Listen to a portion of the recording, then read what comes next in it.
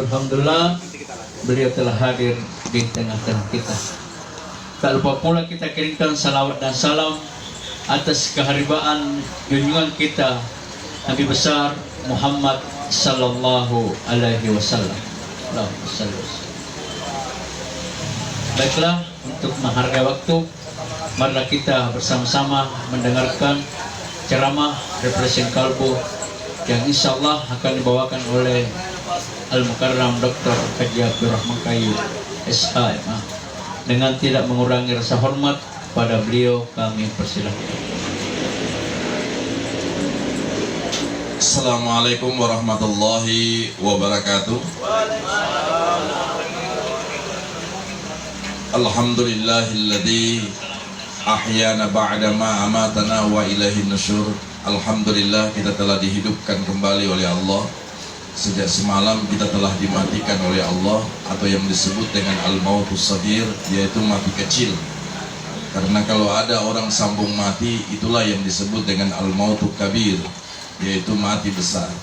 Makanya Rasulullah SAW menganjurkan kita sebelum tidur tolong baca surat Al-Mulk, karena surat Al-Mulk itu adalah surah yang akan mengantarkan kita hidup dan mati itu, apakah mati tak menjadi orang yang terbaik atau husnul khatimah, atau sekali kita mati dalam keadaan yaitu su'ul khatimah, atau hidup tak su'ul khatimah atau husnul khatimah. Karena dalam kehidupan itu Rasulullah SAW menjelaskan, karena kita masih ada keterkaitan dengan kajian Umar bin Khattab, jadi mudah-mudahan insya Allah Allahumma sayyiban nafi'an, jadikan hujan ini membawa manfaat yang sangat besar. Makanya kita selalu berdoa kalau hujan itu turun, tidak ada hujan itu membawa musibah dan malapetaka. Kalau Kalimantan Selatan itu banjir, itu volume air yang begitu besar, kemudian reboisasi dan erosi yang begitu hebat, dan itu yang membuat, saya selalu katakan, jalan yang beton itu tidak ada pengeresapan air seperti di depan gondrong ini. Ini tidak ada pengeresapan air, tapi lebih tahan lama dibandingkan yang aspal. Karena kalau aspal itu peresapan air dan cepat rusak. Tapi akibatnya adalah yaitu volume air turun besar, kemudian debit air dari air laut itu naik, otomatis pasti akan banjir. Nah, oleh sebab itu daharul fasad fil barri wal bahri bima kasabat aydin nas. Jadi telah nampak kerusakan di muka bumi ini karena ulah tangan manusia. Nah, kalau kita lihat di Madinah itu sudah 2 kali gempa. Nabi itu berada di Madinah itu sambil berdoa, ya, sambil berdoa terhadap kota Madinah. Karena kota Madinah itu kota spesifikasi dari kotanya Rasulullah Shallallahu Alaihi Wasallam. Sampai Imam Malik menjelaskan bahwa tidak ada kota yang paling mulia kecuali kota Al-Madinatul Munawwarah. Sampai Imam Malik itu tidak bisa buang air kecil di tanah Madinah karena tidak mau menghormati, tidak mau melalaikan kota Madinah sebagai kota yang paling tersuci. Oleh sebab itu kata Imam Malik, kalau kita berangkat umrah, dahulukanlah kota Madinah, setelah itu kota Mekah. Karena kota Madinah itu adalah kota yang tidak ada dimasuki kotanya kecuali baca doa. Ya, jadi belum ada kota di muka bumi ini sehebat apapun, kalau kita masuk di kotanya baca doa. Masuk Tarakan saja Pak Haji punya, tidak ada doa kota Tarakan. Ya, kalau masuk Maros itu bukan doa. Kalau bukan sekarang kapan lagi? Kalau bukan kita siapa lagi? Itu bukan doa ya. Ya, itu filosofis hidupnya orang Maros. Nah, oleh sebab itu sebenarnya intinya adalah kenapa Rasulullah memukul bahkan mensentakkan kakinya di kota Madinah pada saat Jabal Uhud itu goyang? Karena Rasulullah katakan Anda cuma 3 kali goyang. Jadi sekarang ini Madinah dengan Jabal Uhud itu sudah 2 kali gempa, tinggal 1 kali lagi. Kalau 1 kali berarti dia close, berarti dia sudah akan tutup, dan itu mendekati kiamat di hadapan Allah. Rasulullah kalau keluar dari Masjid Haram, Masjid Nabawi, beliau tunjuk itu Jabal Uhud. Ana wa anta fil jannah, ana wa anta fil jannah. Saya dengan engkau dua-dua masuk surga. Saya dengan engkau dua-dua masuk surga. Karena satu-satunya gunung yang ada dalam surga itu adalah Jabal Uhud. Ada juga satu gunung yang ada di dunia ini namanya Gunung Kaf. Gunung Kaf itu penghuninya malaikat semua. Bahkan di situ Allah turunkan mutiara yang paling terbesar dan terhijau luar biasa. Jadi kalau ada orang katakan batu saya ini adalah batu yang luar biasa, makanya saya pernah dapat itu, ada orang pakai batu, dia bilang, Ustadz, ini kalau batu saya pakai, insya Allah rezeki saya itu melimpah. Tapi ternyata yang jual batu tidak pernah melimpah rezekinya. Jadi ini juga perlu juga jadi bingung saya itu. Ya, katanya kalau orang pakai batu, insya Allah pakai kaya nanti. Ini sementara juga yang jual batu begitu-begitu di hidupnya. Andaikan itu batu membuat kekayaan, maka dia akan koleksi kekayaan itu luar biasa. Jadi dalam hidup ini tidak usahlah kita selalu berpegang kepada Allah Subhanahu wa Ta'ala. Kita akan menjelaskan keterkaitannya dengan Umar bin Khattab. Sebenarnya Umar bin Khattab, kalau dalam hadis Rasulullah dijelaskan al-halalu bayyinun wal haramu bayyinun wa bainahuma umur mutasyabihat, bahwa halal itu jelas, haram itu jelas, dan antara kedua halal dan haram itulah mutasyabihat, artinya tidak jelas. Kenapa? Karena Umar ini dia mau jelas di hadapan Tuhan saja, dia mau jelas, apalagi di hadapan manusia dia butuh kejelasan. Makanya Umar itu kasratul kalam wa kasratul kalam, yaitu banyak bicara mematikan hati, kurang bicara itu juga menghidupkan hati. Jadi hati itu tergantung lisan, karena dia connect. Hati tidak pernah berbicara, tapi tidak nampak pembicaraannya, tapi dia berbicara. Lisan berbicara, tapi banyak bohongnya. Ya, coba kita analisa baik-baik itu. Ya, hati itu berbicara, tapi dia tidak pernah bohong. Makanya nurani, kata nurani itu atau kata hati nurani itu tidak pernah berbohong dalam kehidupan kita. Tapi kalau lisan itu dia bisa berbohong. Makanya kalau kita lihat Umar bin Khattab, satu saat beliau ini mensedekahkan minyak wangi, minyak parfum itu kepada orang-orang Madinah. Nah, orang Madinah ini kalau lihat Umar membagi itu luar biasa, Pak. Ya, ini saya makanya kemarin waktu dibawa sumbangan donasi ke Mamuju, banyak yang sempat halang kendaraan di pertengahan jalan. Sekarang ada pengawalan. Sebenarnya tidak perlu kita. Kalau kita memang bawa sumbangan, mau sampai tidak sampai, tidak mungkin orang ambil kalau tidak lapar. Itu prinsip. Dulu kasusnya Palu begitu luar biasanya itu. Semua Alfamart dengan Indomart dijebol oleh siapa yang mau bertahan. Kalau Anda menimbun di gudang, itu tidak boleh sama sekali. Kata Rasulullah SAW, di saat Anda kenyang kemudian samping tetangga Anda lapar, maka Anda lah orang yang makan bukan makan makanan, tapi makan bangkai di hadapan Allah.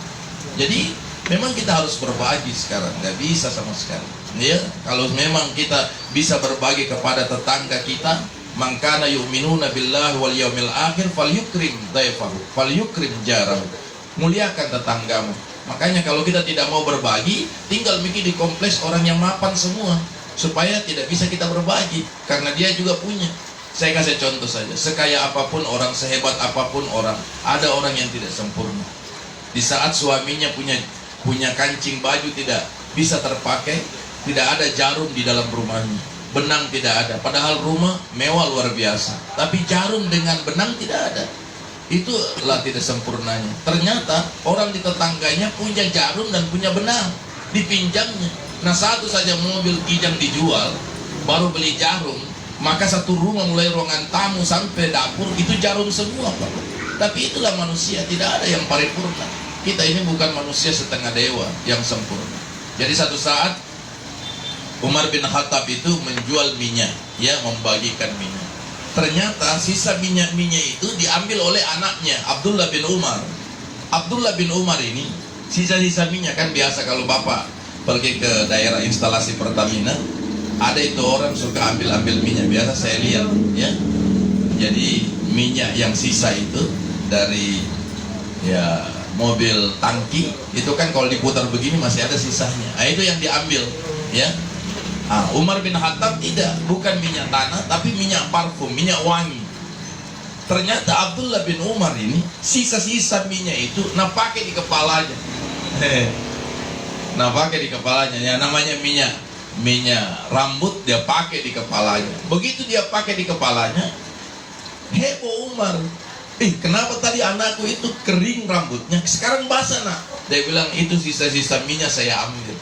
Saking takutnya subhat, dia katakan kepada Abdullah bin Umar, sini kau nak. Kenapa? Karena saya tidak mau. Ini kan kita sudah niatkan untuk bantu orang, tapi sisa-sisanya ini habiskan semuanya, tidak boleh kau ambil, karena kita sudah niatkan untuk orang lain.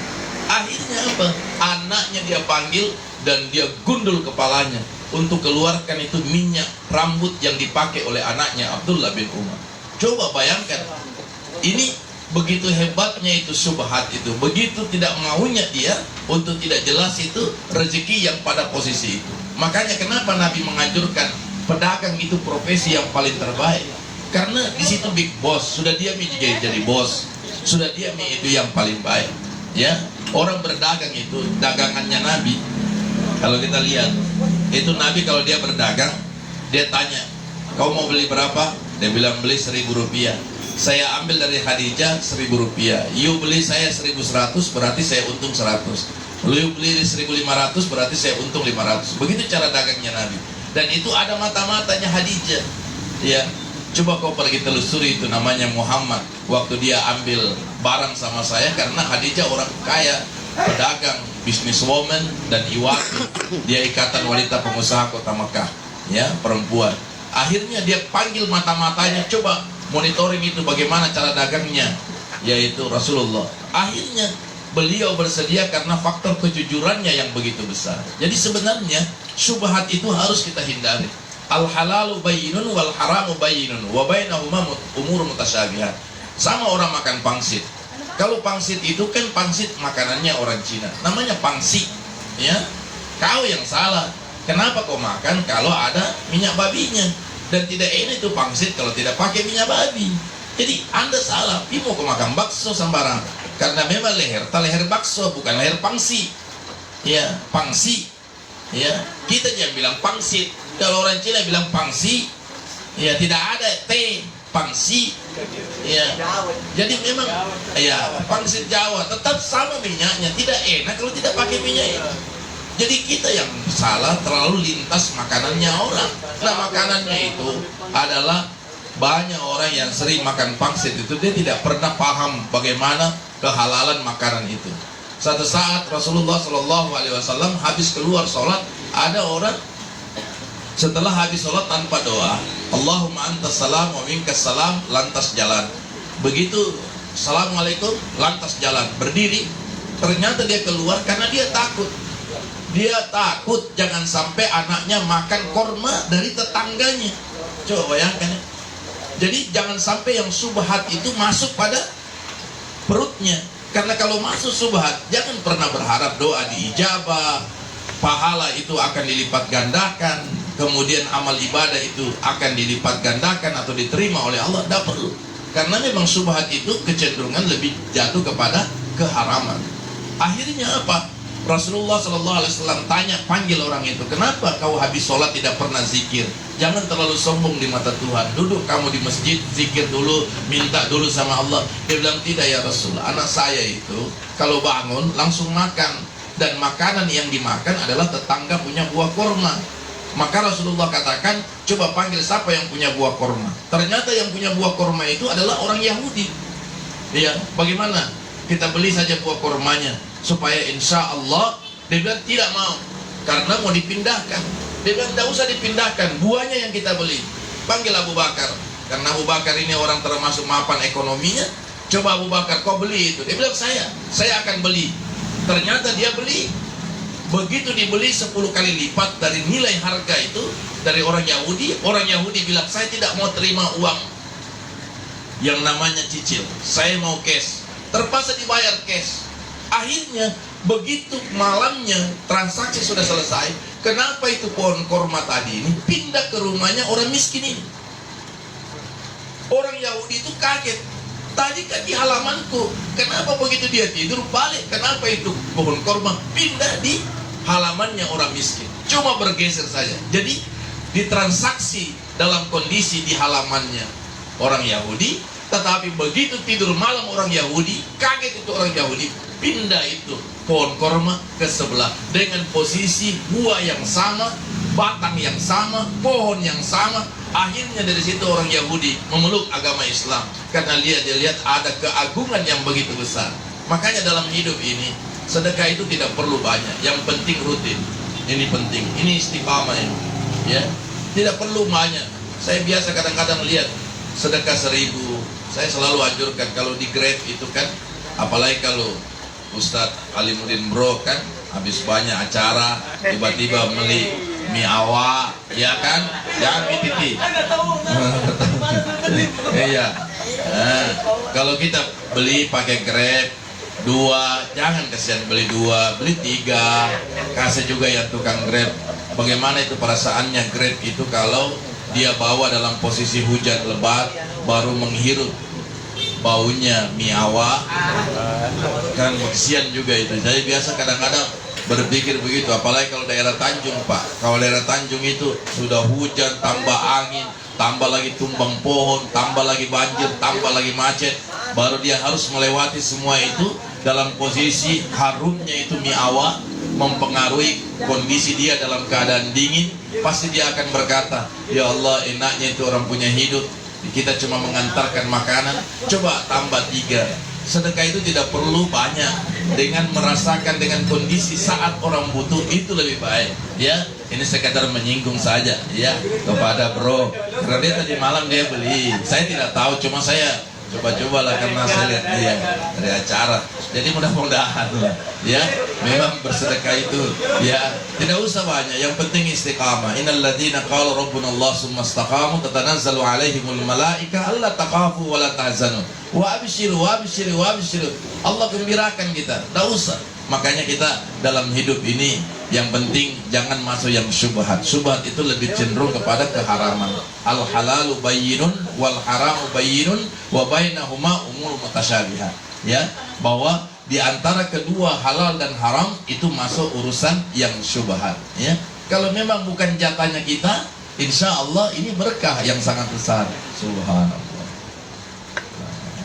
Nah, ini gambaran kehidupan kita. Jadi intinya manusia itu dalam hidup ini walaupun sedikit, kalau ada berkahnya. Rasulullah, coba kita lihat kalau beliau makan, apa yang beliau jilat itu kan dipakai sama keluarga besar, saudara-saudara kita jamaah tabligh.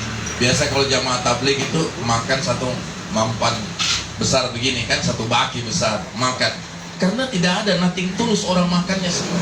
Sekarang coba-coba berani makan begitu, orang dengan kondisi COVID, pasti menimbulkan kecurigaan. Jangankan makan, sholat saja kita bersap-sap itu. Kadang-kadang kalau sudah ada yang batu-batu, ada yang curiga, pasti corona nih, ya. Jadi saudara muslimnya saja dia curigai, apalagi yang lain. Jadi sebenarnya penyakit yang paling besar itu terhadap kita adalah penyakit mencurigai. Ya, dan mencurigai itu lebih banyak mutasyabihat. Ya, jangan coba-coba kita lakukan seperti itu. Ya, yang sedikit saja jadi ada berkahnya.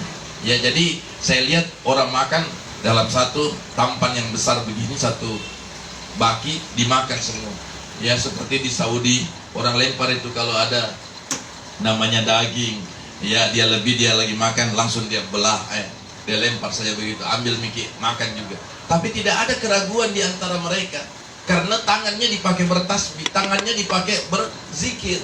Jadi tangannya tidak pernah kotor. Kan saya sudah sampaikan kemarin sama kita di sini bahwa lebih baik kita kerja dari tangan yang kotor hasilnya bersih daripada tangan bersih tapi hasilnya kotor.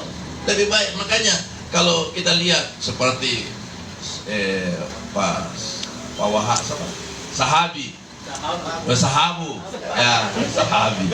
Sahabu, enggak, saya ingat ada pohonnya Nabi namanya sahabi, ya, itu tempat berteduhnya Nabi Muhammad. Kalau beliau ada di, yaitu masjid, kalau di Musdalifah itu ada satu masjid Masy'aril Haram, itu ada pohon di situ tempat berteduhnya Nabi Muhammad SAW, dan pohon itu masih ada, ya. Bangganya itu pohon karena disandarkan oleh kepada Nabi Muhammad SAW. Namanya Masy'aril Haram. Itu masjid dipakai pada musim haji saja. Ya, ada namanya Masjid Haif. di daerah Mina. Itu juga dipakai pada musim haji. Tapi anehnya Masjid Haif itu dan Masjid Masjidil Haram, setiap waktu sholat itu tidak tahu siapa yang azan di dalam. Dan itu menjadi cerita di antara di Armina, Arafah, Musdalifah, Mina. Selalu kalau tiba waktu azan, ada orang azan dan suaranya itu menggema sekali. Nah ini penting kita pahami. Jadi memang dalam kehidupan ini kita butuh kejelasan, ya. Jadi kejelasan itu kita butuh. Nah makanya saya selalu kan katakan, perempuan itu cuman satu saja, dia butuh kepastian dan butuh kejelasan, ya. Jadi kalau kau mau cari istri, cari perempuan, karena perempuan itu cuma satu, butuh kepastian dan butuh kejelasan, ya. Kalau pasti pendapatan tak, pasti rumah tak, pasti ya mobil tak, kendaraan tak, itu perempuan itu cuma satu saja, butuh kepastian dan butuh kejelasan. Makanya kalau perempuan saja butuh kejelasan, apalagi agama, Pak. Al halalu bayyinun wal haramu bayyinun wa bainahuma umur mutasyabihat. Jadi kalau halal itu jelas, haram itu jelas, di antara halal dan haram namanya mutasyabihat, ya. Yang syubhat. Jadi yang syubhat itu kita jaga. Ya, kalau kita sudah bisa mampu jaga yang syubhat, kecenderungan kepada yang haram itu luar biasa. Makanya Rasulullah bilang, perbaiki rezeki yang masuk pada tubuh kita. Karena apa yang masuk itu yang melahirkan di hati dan pikiran kita. Ya, kalau kita bisa ambil itu sebenarnya, ya, hati ini yang kita harus berikan siraman spiritual, siraman rohani. Karena kalau jasmani ini, Pak. Makanya kalau ada yang bicara imun dia kejar, baru iman dia lupa. Woi, luar biasa itu. Ada orang naik sepeda, ada orang olahraga, tapi kena corona juga karena tidak pernah sholat. Jadi imunnya dia perhatikan, imannya dia lupa. Ya. Pergi lagi ke Pantai Losari naik sepeda, kemudian naik ini. Tapi subuh dia tidak kerjakan, akhirnya corona tonji juga. Jadi wasubhi iza tanafas, demi sholat subuh. Jadi intinya adalah marilah kita ambil hikmah yang sangat besar, ya. Mudah-mudahan Allah jaga kita dalam suasana COVID-19. Karena ini Makassar zona merah, Pak. Zona merah penyakitnya, tapi zona merah juga cicilan, Pak. Ya, zona merah juga kredit. Ada itu orang pegang kepala 4 kali nak pegang 1 hari. Ya, semua kepala, jenis kepala nak pegang. Karena zona merah ini kepalanya. Ya, bayangkan ini, Pak. Kalau Bapak pikir tidak, dampak ekonominya luar biasa ini sekarang. Bayangkan bagaimana itu siksanya di saat hujan dingin baru tidak ada uang, Pak. Ya, kalau tidak hujan tidak apa-apa. Ini di saat hujan sudah dingin, hujan lebat, mati lampu, tidak ada uang, yang digoreng juga tidak ada, bakar juga tidak ada, lengkap itu kehidupan. Ya. Tidak ada istri juga.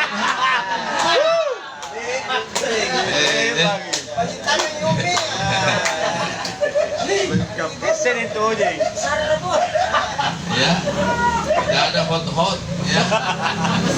Itu memang saya sengaja lemparkan kata-kata itu, saya tunggu jawaban siapa yang penderitaan. Kan beda itu, ada orang menderita biasa, ada orang menderita permanen, Pak. Ya. Orang menderita permanen itu menderita betul gitu, ya. Ya. Jadi itulah, marilah kita ambil hikmah yang sangat besar. Mudah-mudahan Allah jaga kita, ya. Makanya Umar bin Khattab itu paling takut yang syubhat-syubhat itu karena kecenderungan kepada keharaman lebih besar. Jadi kalau ada yang belum jelas, insya Allah sama itu biasa. Kalau ada fee, ya kasih saja orang, itu haknya orang, ya. Umpamanya kita transaksi, itu banyak itu orang begitu, kasih ya haknya orang. Walaupun berapa, ya tidak jadi masalah. Karena dengan memberi kepada orang, insya Allah Allah akan ganti. Yudha'if lima yasha, wallahu wasi'un alim. Allah akan kasih. Ya, kalau rezeki kita yakini bahwa itu haknya orang sama sekali. Dan bisa Allah itu kadang-kadang menguji kita. Ya kita dapat banyak, tapi mau dikasih keluar itu susahnya luar biasa. Karena bayangan kita adalah bayangan konsumtif, bayangan mau dipakai.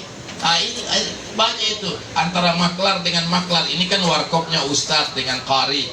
Tapi kalau Bapak ke Mapanyuki, Bapak ke saya ceramah di Topas, itu maklar semua. Di antara mereka ada yang sempat baku bombe gara-gara tidak bagi fee-nya.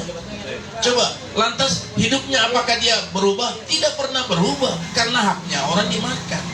Jangan, hidup ini cuma kita nikmati. Kalau nikmati bukan hak tak, satu saat Allah juga akan Saya selalu kasih tahu, kau bisa kaya 50 tahun, tapi kau bisa dimiskinkan oleh Allah 5 menit. Baru yang namanya api saja, baru jadi satu item saja, belum lagi tanah. Kalau kita lihat itu Mamuju kan, bagaimana rumah besar bisa rata dengan tanah. Orang bisa kaya 50 tahun, tapi orang bisa dimiskinkan 5 menit oleh Allah.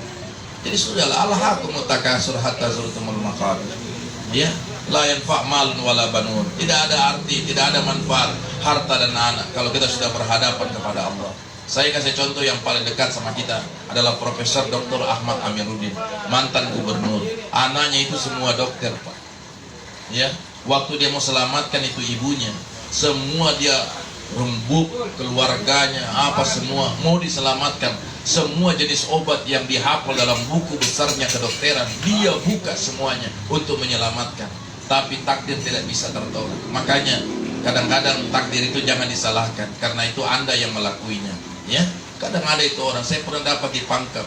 Saya bilang, ibu, kan saya lihat suaminya muda sekali, berbeda kira-kira 30 tahun.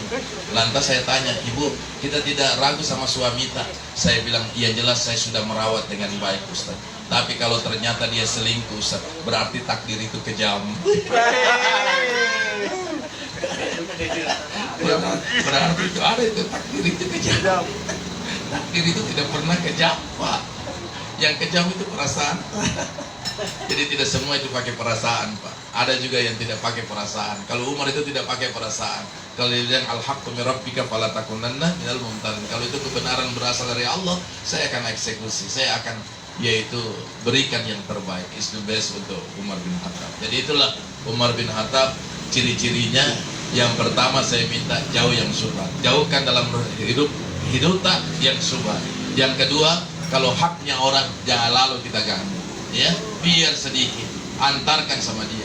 Kalau haknya orang, apalagi berhubungan dengan fee, sama-sama ki mengurus, sama-sama ki ini, lantas tiba-tiba kita sudah janji 10% dibagi, ternyata kita cuma dapat sekian. Weh, kasihan kecewanya itu orang kodong.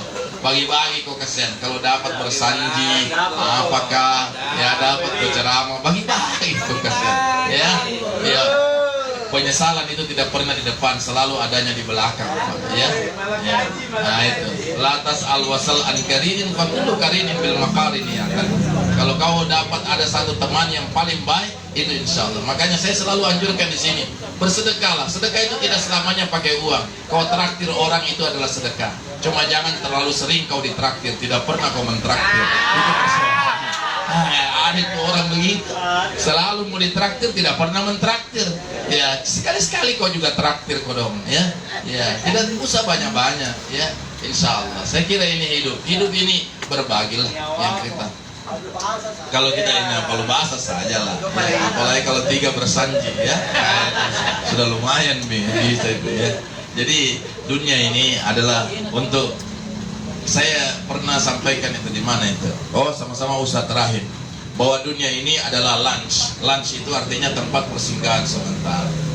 Bahwa sehebat apapun ini tempat singgah, semewah apapun, dia tidak akan pernah lama orang di situ. Hidup ini seperti terminal. Bagaimanapun hebatnya terminal full AC, tidak akan pernah orang tinggal lama di terminal. Maka dunia ini adalah terminal.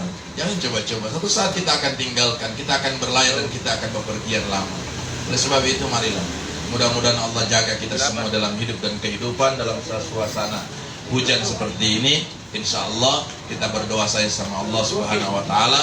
Mudah-mudahan Allah mudahkan semua urusan tak. Allah berikan keberkahan rezeki kita, ya, yang belum tertunaikan hajatnya Allah sampaikan hajat-hajatnya, dan yang belum mendapatkan ya pendamping hidup, mudah-mudahan insya Allah Allah mudahkan cepatnya, insya Allah, ya, ya. Jangan sembarang amin mah, ya. Live ini istri kita dengar semua, ya. Kejujuran itu bukan berbeda lokasi, nah. Ya, kejujuran itu ada di mana-mana saja, kejujuran itu. Saya kira ini saja. Ya.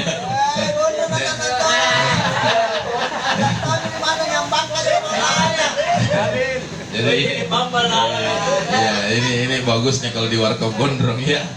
Ya, mudah-mudahan ada manfaatnya. Mohon maaf atas segala kesalahan, ya, dan kembali kepada Allah Subhanahu Wa Taala kita serahkan kebenaran dan hakikat dari kehidupan. Wallahu muwaffiq ila aqwamit thariq, wallahu musta'an. Wassalamualaikum warahmatullahi wabarakatuh. Demikianlah acara Refreshing Kalbu di pagi hari ini. Lebih kurangnya mohon dimaafkan. Wallahu muwaffiq ila aqwamit thariq. Assalamualaikum warahmatullahi wabarakatuh.